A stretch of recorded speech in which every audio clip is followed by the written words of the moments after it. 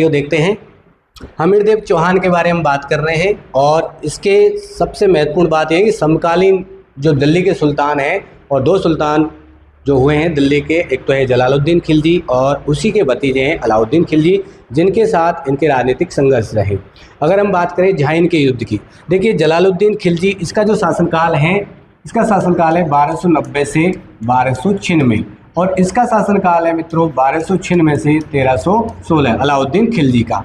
प्रमुख युद्धों की अगर हम बात करते हैं तो पहला युद्ध जो कि जलालुद्दीन खिलजी लड़ता है वो युद्ध है झाइन का युद्ध, जो किसके खिलाफ लड़ा जाता है, हमीरदेव के खिलाफ। और इस युद्ध में आपको पता होगा हमीरदेव चौहान की तरफ से एक व्यक्ति आते हैं, इसका नाम है गुरुदास सैनी, और गुरुदास सैनी वीरगति को प्राप्त होते हैं और झाइन पर विजय प्राप्त कर लेता है। कौन? जलालुद्दीन खिलजी। जलालुद्दीन खिलजी की झाइन पर विजय का जो उल्लेख है वो मिलता है मित्रों अमीर खुसरो की एक पुस्तक है जिसका नाम है मिफ्ताहुल फतुह। उसके बाद देखिए हिंदू बाट घाटी का युद्ध, और भी ये कंपटीशन एग्जाम में पूछा गया है और ये हुआ 1299 में।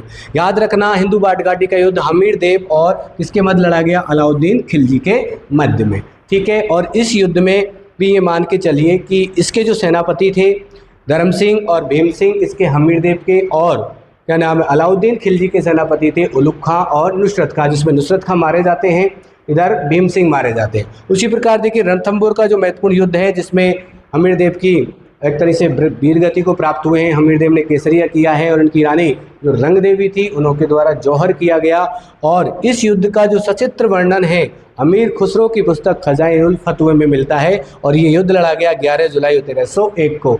याद रखना, रंग देवी के द्वारा इस युद्ध के बाद जल जौहर किया गया, जो राजस्थान का एकमात्र जल जौहर है। 13 जुलाई 1301 को राजस्थान का प्रथम साका इसे कहा जाता है। जय हिंद।